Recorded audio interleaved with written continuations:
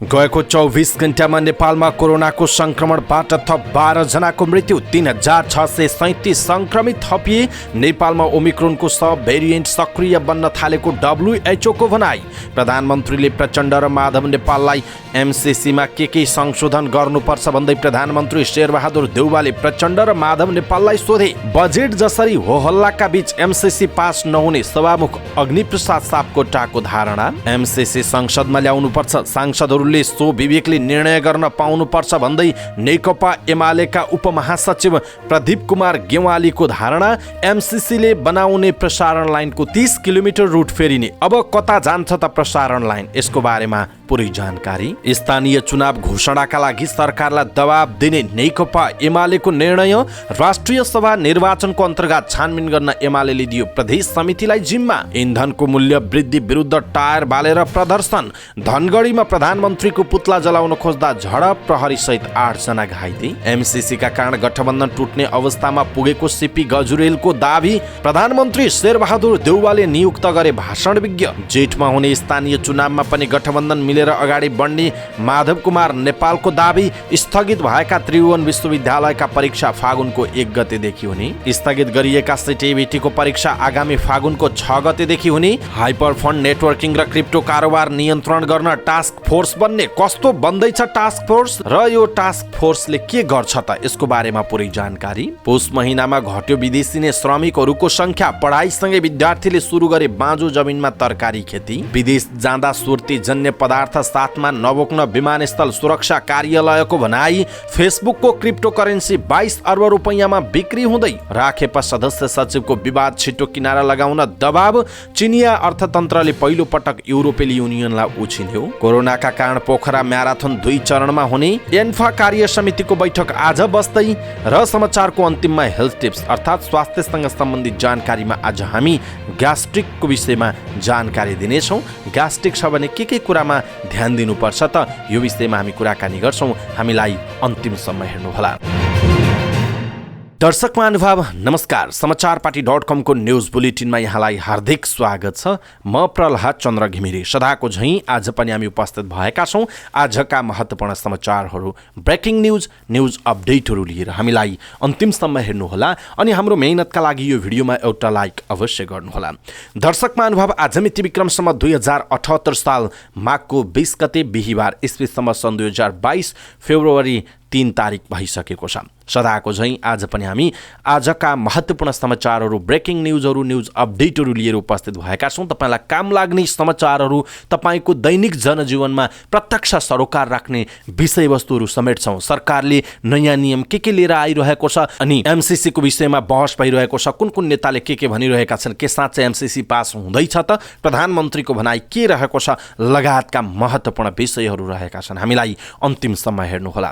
अनि तपाईँले कहाँबाट हेर्दै हुनुहुन्छ त्यो कुरा पनि लेखिदिनु होला। दैनिक रूपमा हेर्नुहुन्छ भने दैनिक भनेर लेख्नुहोला, अनि पहिलोचोटि हेर्दै हुनुहुन्छ भने फर्स्ट टाइम भनेर लेख्नुहोला। अनि सुन्नुहोस् त, समाचारपाटी.com को जतिजनाले तपाईँ भिडियो हेर्न आउनु भएको छ, बिहानै नयाँ न्युजहरू आउँछ भनेर तपाईँहरू कौतूहल हुनुहुन्छ, योभन्दा अझ धेरै समाचारहरू तपाईँले www.समाचारपाटी.com मा गएर हेर्न सक्नुहुनेछ। जति व्यक्तिहरू आज यहाँ आउनु भएको छ, कृपया तपाईँ जहाँ हुनुहुन्छ, युट्युबमा हुनुहुन्छ समाचारपाटी युट्युबमा छ, फेसबुक हेर्नुहुन्छ फेसबुकमा समाचारपाटी छ, इन्स्टाग्राम, ट्विटर, जताततै तपाईँ जहाँ हुनुहुन्छ समाचारपाटी त्यहीँ नै छ। त्यसकारण तपाईँले हेर्ने मात्र होइन, समाचार पढ्ने बानी पनि बसाल्नुपर्छ। कृपया समाचारपाटी.com को वेबसाइट पनि लगन गर्नुहोला, हेर्नुहोला। त्यहाँ पनि हामीलाई सल्लाह सुझाव अनि प्रतिक्रिया दिनुहोला। त्यहाँ आएका समाचारहरू आफ्नो फेसबुकहरूमा सेयर गर्नुहोला, यो अनुरोध गर्दछु। र आजका समाचार सुरु गर्नतर्फ लाग्दछु। आउनुहोस् दर्शक महानुभाव, आजका महत्त्वपूर्ण समाचारहरू सुरु गरौँ कोरोनाको अपडेटबाट। कोरोना संक्रमणबाट एकै दिन 12 जनाको मृत्यु भएको छ। स्वास्थ्य मन्त्रालयकी प्रवक्ता डाक्टर सङ्गीता मिश्राले नियमित प्रेस ब्रिफिङका क्रममा पछिल्लो 24 घण्टामा 12 जनाको मृत्यु भएको जानकारी दिनुभयो। यस्तै पछिल्लो 24 घण्टामा थप 3637 जनामा कोरोना भाइरस कोभिड-19 को संक्रमण पुष्टि भएको छ। स्वास्थ्य मन्त्रालयका अनुसार 6479 जनाको पीसीआर परीक्षण गर्दा 2205 जना र 5083 जनाको एन्टिजेन परीक्षण गर्दा 1432 जना गरी कुल 3637 जनामा कोरोना संक्रमण पुष्टि भएको हो। अहिले देशभरमा 69,211 जना सक्रिय संक्रमित छन् भने 7,555 जना संक्रमण मुक्त भएको जनाइएको छ। बुधबार थपिएसँगै नेपालमा कोरोना संक्रमितको कुल संख्या 10,91,888 पुगेको छ। यस्तै नेपालमा मृत्यु हुनेको संख्या 11,764 पुगेको छ भने 8,78,720 जना संक्रमण मुक्त भएका छन्। मन्त्रालयका अनुसार हाल 67,825 जना होम आइसोलेसनमा छन् भने 1,466 जना संस्थागत आइसोलेसनमा छन्। कोरोनाका बिरामीमध्ये 270 जना आइसियुमा र 52 जना भेन्टिलेटरमा उपचाररत रहेको जनाइएको छ। विश्व स्वास्थ्य संगठनका एक अधिकारीले कोभिड-19 को नयाँ भेरिएन्ट ओमिक्रोनको सब भेरिएन्ट नेपाल सहितका मुलुकमा सक्रिय बन्न थालेको बताएका छन्। मंगलबार विश्व स्वास्थ्य संगठन WHO को कोभिड प्रतिकार्य टोलीका सदस्य डाक्टर बोरिस पाभलिनले अनलाइन मार्फत ब्रिफिङ गर्दै ओमिक्रोनको सब भेरिएन्ट सह प्रजाति BA.2 नेपाल सहित कतार, भारत, फिलिपिन्स र डेनमार्कमा सक्रिय बन्न थालेको बताएका हुन्। तर BA.2 सब भेरिएन्ट सुरुको ओमिक्रोन भेरिएन्ट BA.1 जस्तै भएको पनि पाभलिनको भनाइरहेको थियो। प्रधानमन्त्री शेरबहादुर देउवाले सत्ता साझेदार दल नेकपा माओवादी केन्द्रका अध्यक्ष पुष्पकमल दाहाल प्रचण्ड र एकीकृत समाजवादीका अध्यक्ष माधव कुमार नेपाललाई अमेरिकी सहयोग परियोजना मिलेनियम च्यालेन्ज कम्प्याक्ट MCC सम्झौतामा के संशोधन गर्नुपर्छ भनेर सोध्नुभयो। MCC पास गर्ने प्रयत्नमा रहनुभएका प्रधानमन्त्री देउवाले प्रचण्ड र नेपालसँग भेटवार्ता गर्नुभएको थियो। भेटमा MCC बारे छलफल भएको भन्दै अध्यक्ष नेपालले भन्नुभयो MCC मा सुधार गर्नुपर्ने कुराहरू के छन् भनेर प्रधानमन्त्रीले सोध्नुभयो। उहाँले अघि भन्नुभयो सुधार गर्नुपर्ने कुराहरू मलाई उपलब्ध गराउनुहोस्, देशको हित नहुने कुरा हामी सहमत हुन जरुरी छैन। एमाले अध्यक्ष केपी शर्मा ओलीले गठबन्धन तोडे MCC पास गर्न सहयोग गर्ने आश्वासन प्रधानमन्त्रीलाई दिएको उहाँको आरोप रहेको छ। नेता नेपालले भन्नुभयो हामी त्यस्तो गलत गर्दैनौँ, हामीसँग आँट छ, जनताको साथ चाहिन्छ, यो देशको रक्षा गरिन्छ, कुनै पनि सैन्य गठबन्धनमा सामेल गरिने छैन उहाँको भनाइ छ। सबै देशसँग राम्रो सम्बन्ध राख्न चाहेको तर आन्तरिक मामिलामा हस्तक्षेप गर्न नदिने उहाँले बताउनुभयो। पूर्व प्रधानमन्त्री समेत रहनुभएका एकीकृत समाजवादीका अध्यक्ष नेपालले नेपालको हित कुठाराघात गर्ने कुनै पनि विषय स्वीकार नगर्ने पनि बताउनु भएको छ। सभामुख अग्निप्रसाद सापकोटाले पछिल्लो राजनीतिक अवस्थाका विषयमा विभिन्न राजनीतिक दलका नेता, विशेषज्ञ, कानुनविद लगायतसँग छलफल गरिरहनु भएको छ। भेटमा MCC संसदमा विचाराधीन विधेयक, जारी संसदको अवरोध खुलाउने विषय र संसदसँग जोडिएका विषयमा छलफल हुने गरेको छ। सरकारले MCC लाई अगाडि बढाउन पहल थालेपछि सभामुख सापकोटा दबावमा रहनु भएको छ।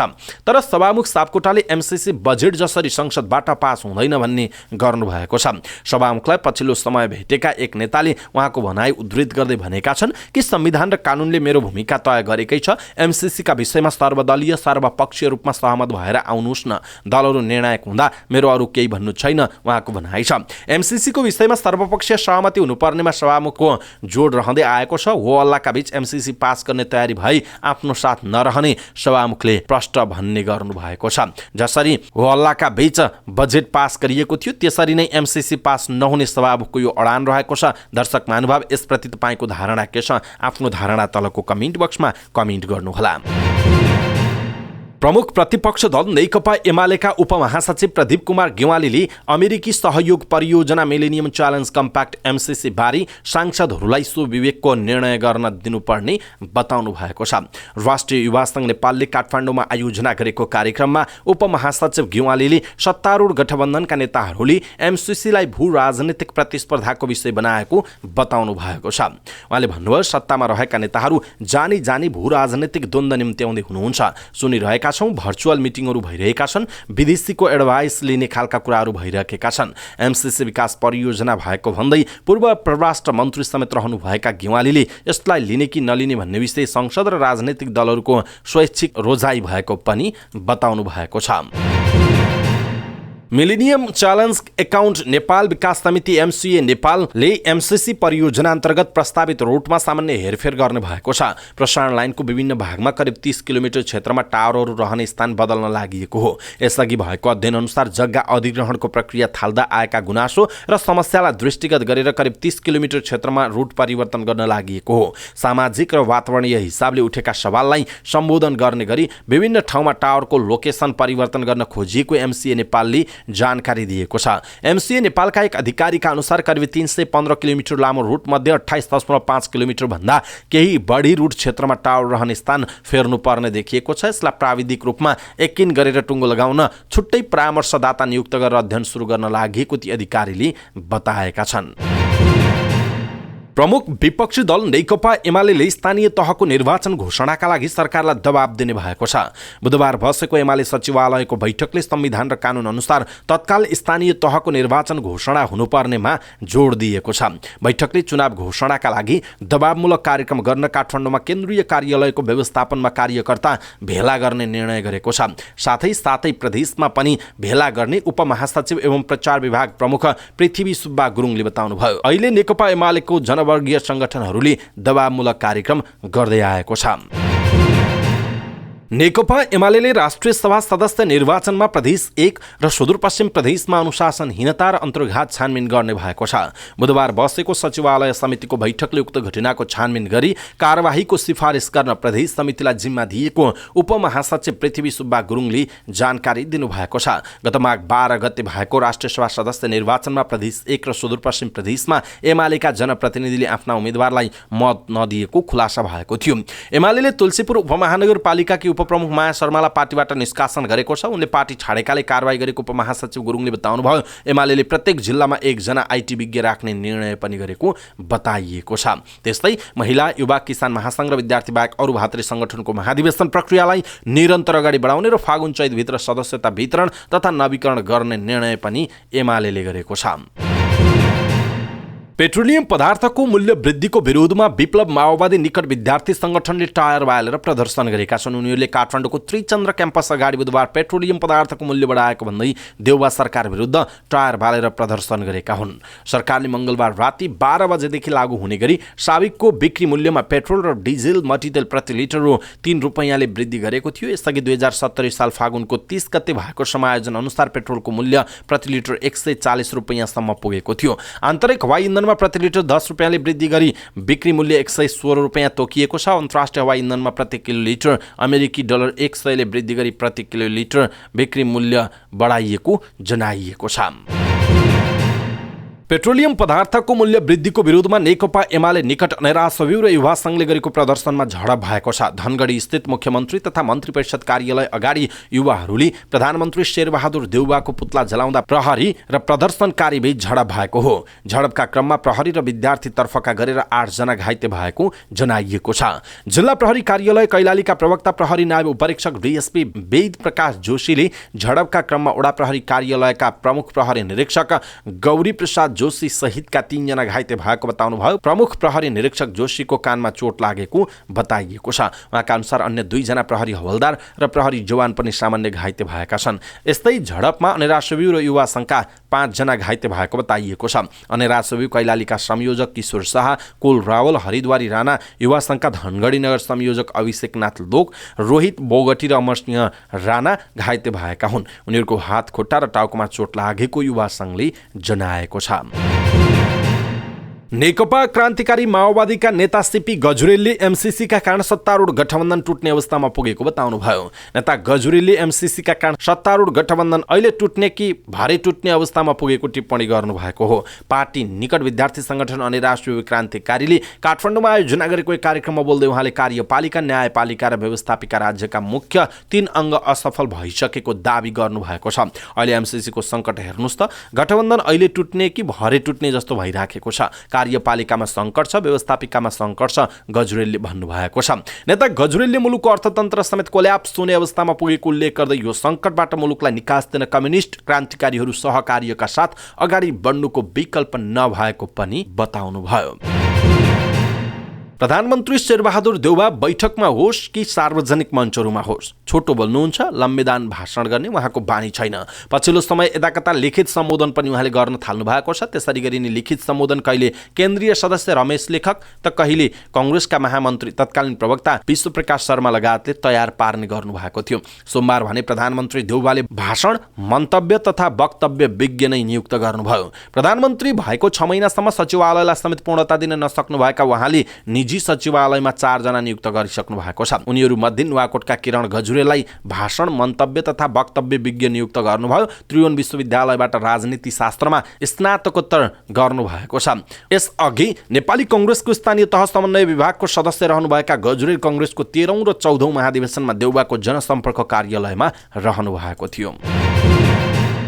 नेकपा एकीकृत समाजवादीका अध्यक्ष माधव कुमार नेपालले जेठमा हुने स्थानीय तह निर्वाचनमा पनि सत्तारूढ गठबन्धनका दलहरू मिलेर जाने बताउनुभयो। पार्टीको विद्यार्थी संगठनले गरेको रक्तदान कार्यक्रममा उहाँले स्थानीय तह निर्वाचनमा गठबन्धनलाई निरन्तरता दिने विषयमा छलफल भइरहेको बताउनु भएको छ। जेठमा चुनाव हुन गइरहेको छ, त्यो चुनावमा पनि गठबन्धनका दलहरू मिलेर अगाडि बढ्नेछ। उहाँले भन्नुभयो, त्यसका लागि हामीले छलफल चलाइरहेका छौँ। अध्यक्ष नेपालले कसैले चाहना राख्दैमा सत्तारूढ गठबन्धन नटुट्ने पनि बताउनुभयो। कसैले चाहना राखेका होलान्, गठबन्धन तोडौँ भनेका होलान्, गठबन्धन तोड्नु साथ दिन्छौँ पनि भनेका होलान्, सबै खालका कोसिस भइरहेको होलान्, तर उनीहरूको गलत मनसाय सफल हुनेवाला छैन, उहाँको भनाइ छ। सत्तारूढ गठबन्धनका कारण दक्षिणपन्थी शक्तिहरूमा त्रास पैदा भएको भन्दै नेता नेपालले राष्ट्रिय सभा निर्वाचनबाट सुरु भएको चुनावी गठबन्धन प्रतिनिधि सभा र प्रदेश सभा निर्वाचनमा पनि जारी रहने बताउनु भएको हो। कोभिड-19 का कारण स्थगित भएका त्रिभुवन विश्वविद्यालयका परीक्षा फागुनको 1 गतेदेखि हुने भएको छ। त्रिवि परीक्षा नियन्त्रण कार्यालयले फागुनभित्र हुने 8वटा परीक्षाको समय तालिका सार्वजनिक गरेको छ। त्रिवि परीक्षा नियन्त्रक पुष्पराज जोशीले बुधबार विभिन्न संकायका डिनसहित बसेको बैठकले स्थगित सबै परीक्षा फागुन 1 गतेदेखि गर्ने निर्णय गरेर समय तालिका सार्वजनिक गरेको बताउनु भएको छ। प्राविधिक शिक्षा तथा व्यावसायिक तालिम परिषद सिटिभिटीले स्थगित गरेको परीक्षा फागुनको 6 गतेदेखि सञ्चालन गर्ने भएको छ। परिषदका आङ्गिक साझेदारी सामुदायिक विद्यालय र निजी स्तरमा सञ्चालित शिक्षण संस्थाहरूका प्रमाणपत्र तह, नर्सिङ, सामान्य चिकित्सा, मेडिकल ल्याब टेक्नोलोजी, रेडियोग्राफी लगायत विभिन्न कार्यक्रमहरूको प्रथम वर्ष, दोस्रो खण्डका र तेस्रो वर्षको नियमित तथा आंशिकको परीक्षा फागुनको 6 गतेदेखि हुने समय तालिका सार्वजनिक गरेको बताइएको छ।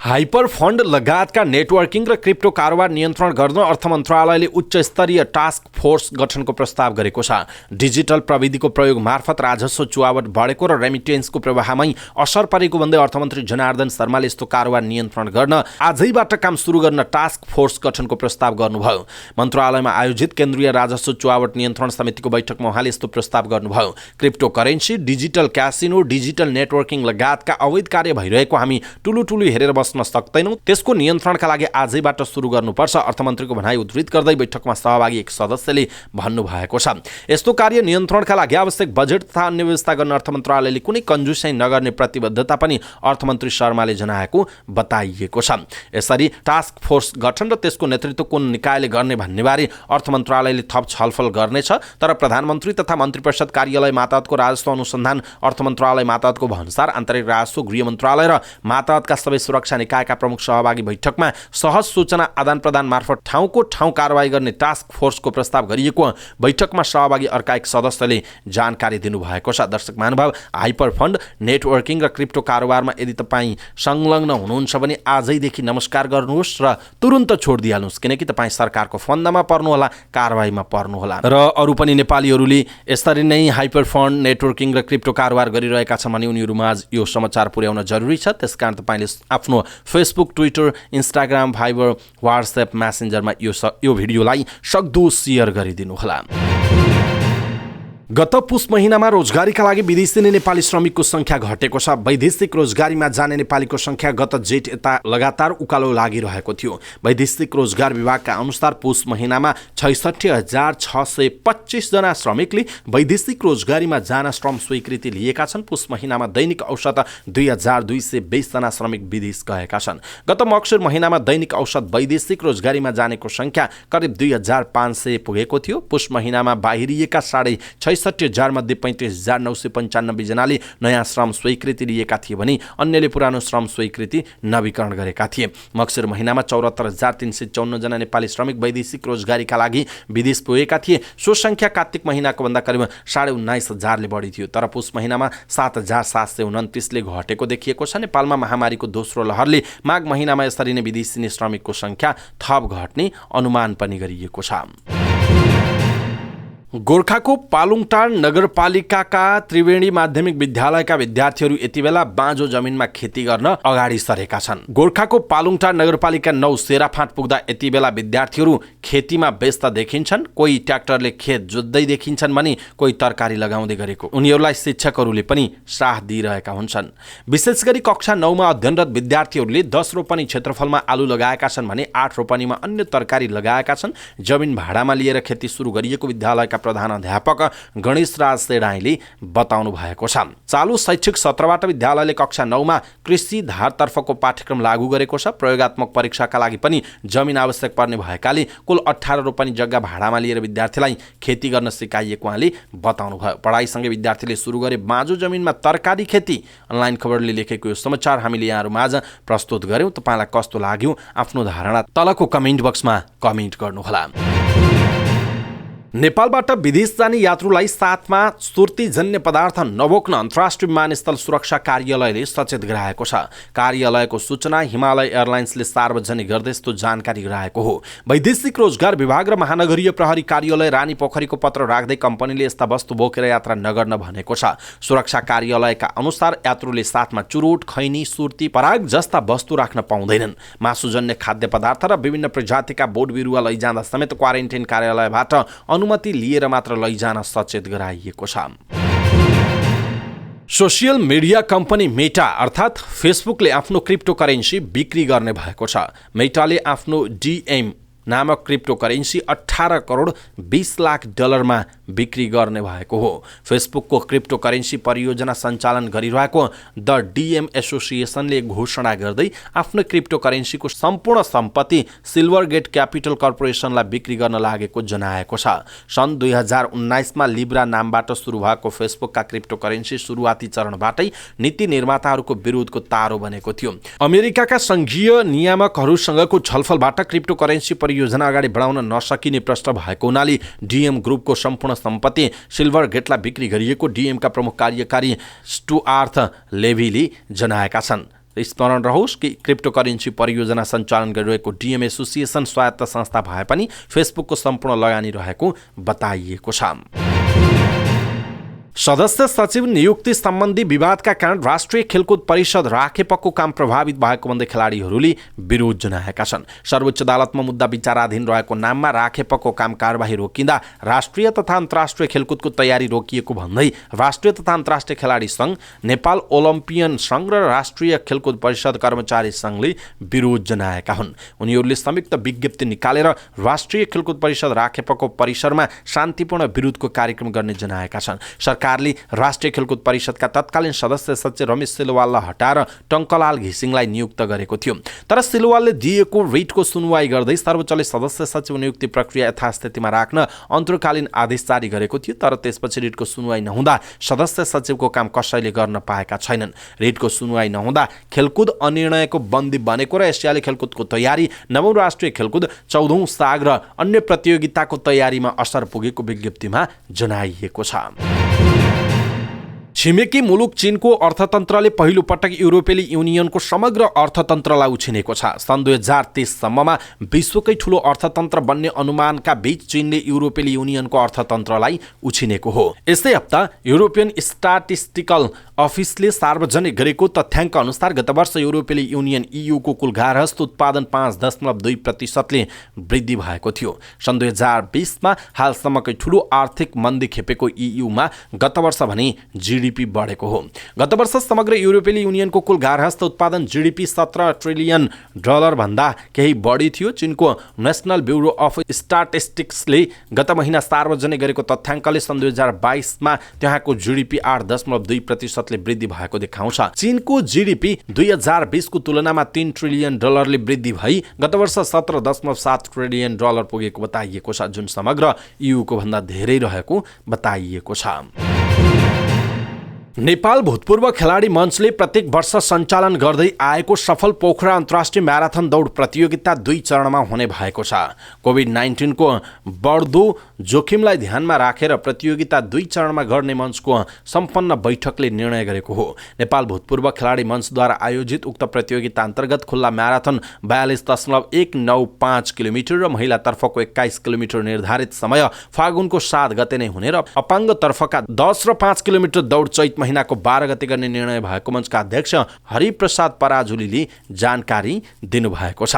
उहाँले पोखरा म्याराथन देशकै जेठो म्याराथन रहेको दावी गर्दै म्याराथन सफल बनाउन विभिन्न विषयगत समितिले तीव्रता दिँदै आएको पनि बताउनुभयो।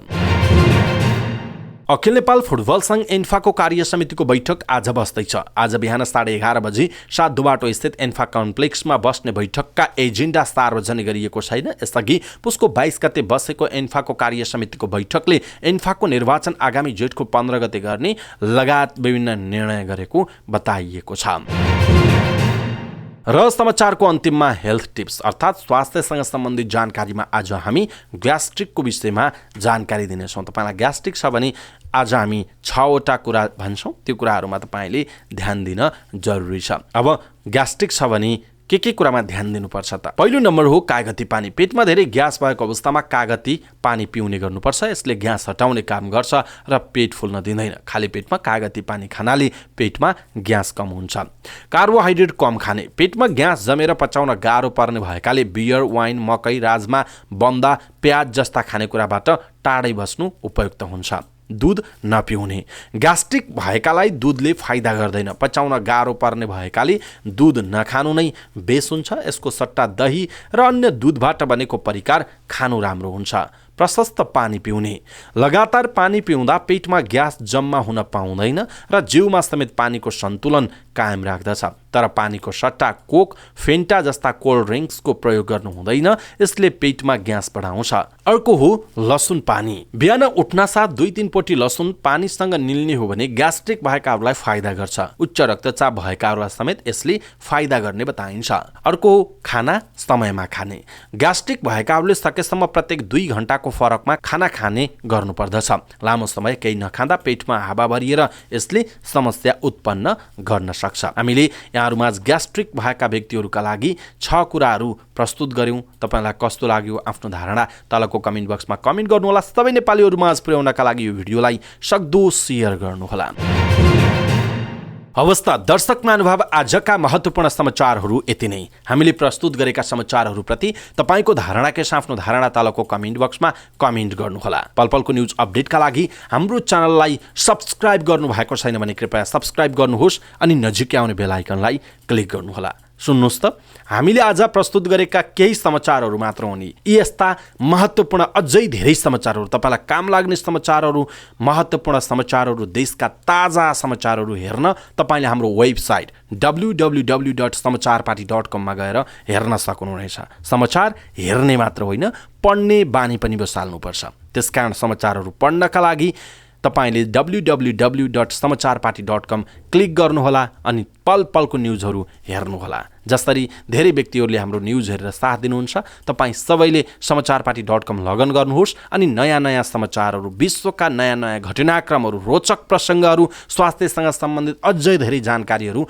तपाईँले हेर्न सक्नुहुनेछ, पढ्न पाउनुहुनेछ www.समाचारपाटी.com मा। पलपलको न्युज अपडेटका साथ फेरि हाम्रो भेट हुनेछ। तपाईँ समाचारपाटी.com हेर्दै गर्नुहोला, पढ्दै गर्नुहोला। नमस्कार।